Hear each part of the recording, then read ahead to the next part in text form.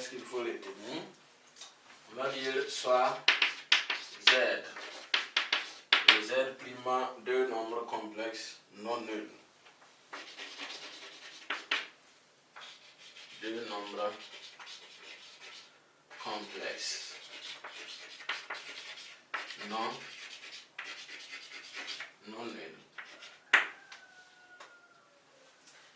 Et K, un entier relatif.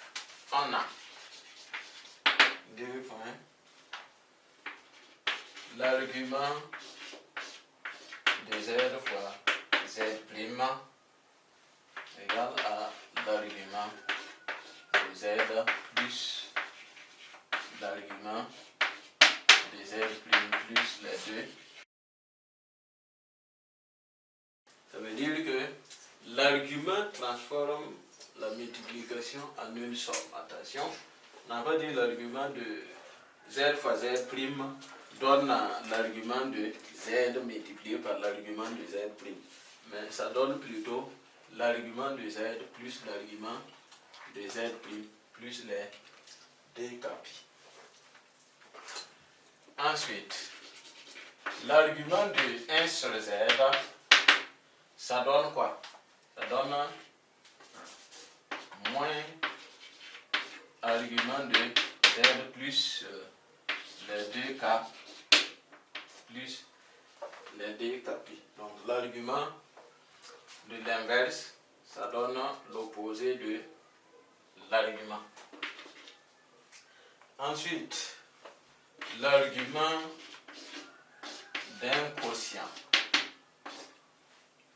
Donc, on va préciser ici que Z n'est pas nul. Ça fait quoi?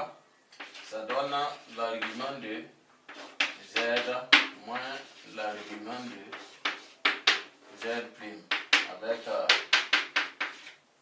Z' différent de 0. Et l'argument de Z élevé à la puissance n, ça donne n fois l'argument de Z plus les deux K. Puis ici, j'ai oublié les deux K. Voilà, donc voici ce qu'il y a comme propriété donc, de l'argument. Ce qu'il faut retenir en remarque,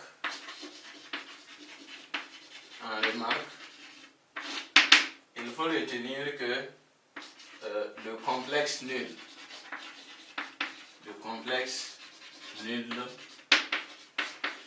n'a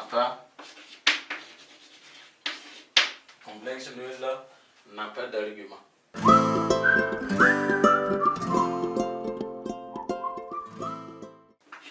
Si Z est un réel, si le nombre complexe est un réel, alors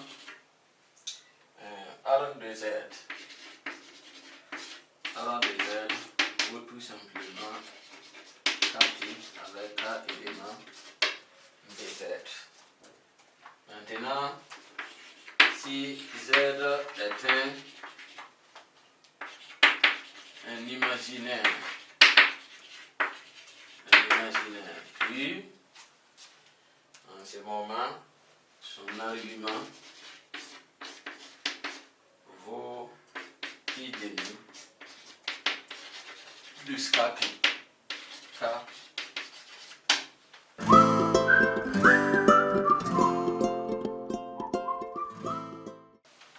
Donc, détermination de l'argument.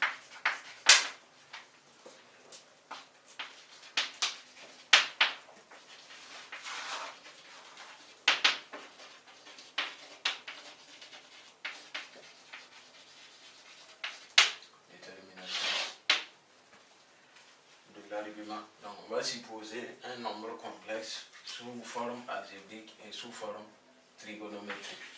Donc soit Z égale à A plus IB. Un nombre complexe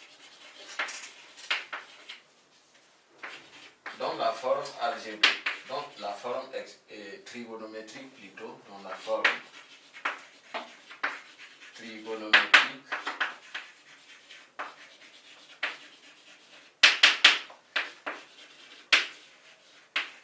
est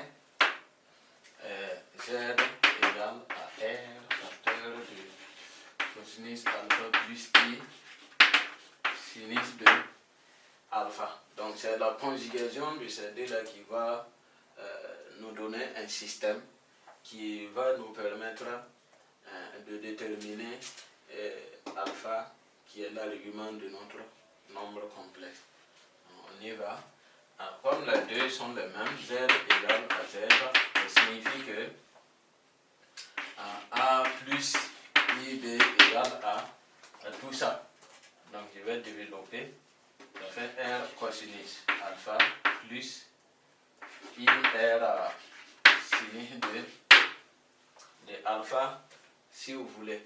Donc ici par exemple, nous sommes en face d'une propriété d'un nombre complexe vu au grand 1 qui est l'égalité de deux nombres complexes. On a dit que si deux nombres complexes sont les mêmes, ils doivent avoir les mêmes parties réelles et les mêmes parties imaginaires.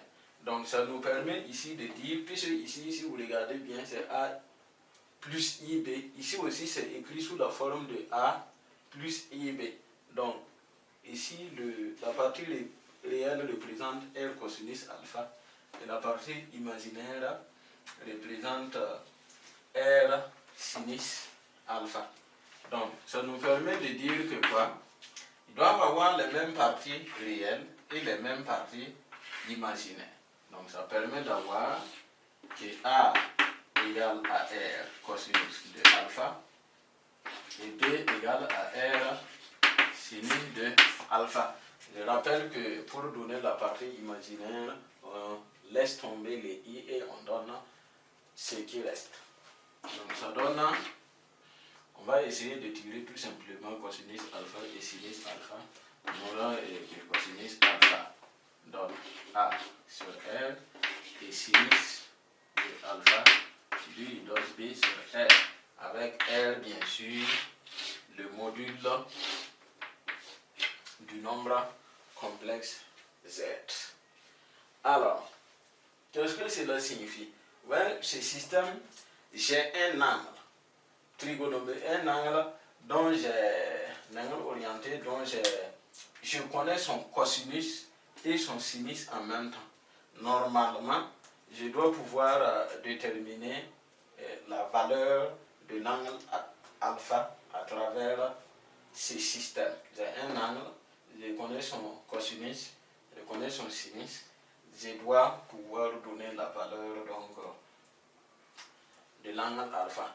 Maintenant, pour les besoins de si vous n'avez pas besoin de résoudre, vous avez besoin de retenir tout simplement le système, calculer le module, vous avez déjà le A, le B, vous divisez, vous allez trouver les valeurs de cosinus alpha et de sinus alpha. Vous conjuguez, soit ça sera un angle remarquable ou bien un angle associé à un angle remarquable qu'on peut déterminer facilement. Donc, on va prendre un exemple. Vous allez voir, donc exemple, déterminons l'argument de Z égale à 1 moins I racine de 3. Donc, de ce nombre complexe là, et je vais déterminer son argument. Comment je procède? Donc, je vais d'abord chercher R qui est le module de Z. Cherchons R, le module de Z. On sait que R égale à module de Z, ça fait quoi? La racine carrée de 1 au carré plus moins racine de 3 au carré. Et donc, ça va donner la racine carrée de 1 plus tout ça, ça va me donner 3. Ça fait la racine carrée de 4. Qui donne tout simplement 2. Donc R c'est 2. Comme c'est R, alors dans l'écriture même du nombre complexe, j'ai déjà A et B. Donc qu'est-ce que j'écris? Je forme à partir de là mon système. Soit alpha égale à l'argument de Z. Donc à partir de là, je peux formuler le système. Donc en disant que le cosinus de alpha, ça fait le A sur R. Donc A sur R. Donc A c'est 1 et R c'est 2. Et le sinus de alpha, lui il donne B. Ici, attention, B c'est pas seulement racine de 3, c'est moins racine de 3. Donc moins racine de 3 sur 2. Alors, j'ai un angle, son sinus est 1,5, son cosinus est 1,5 et son sinus est moins racine de 3 sur 2. Normalement, je peux déterminer l'angle alpha, puisque c'est un angle qui est associé aux angles remarquables. Je trouve ici que mon alpha vaut tout simplement moyen pi tiers plus 2k pi. Donc en se servant bien sûr du cercle trigonométrique, on va trouver que alpha ça fait moins pi tiers plus 2k pi avec k éléments des z bien entendu. Donc voici comment dans la pratique on trouve l'argument des nombres complexes. Voilà, maintenant le reste, on a dit que ce sont des propriétés qui supposent que j'ai deux arguments. Comment calculer l'argument de la somme, l'argument du produit, du quotient, ainsi de suite. Là-bas, j'ai deux arguments. Si j'ai alpha et alpha prime qui sont deux arguments, si je vais calculer l'argument de z fois z prime, on a dit que je fais alpha plus alpha prime.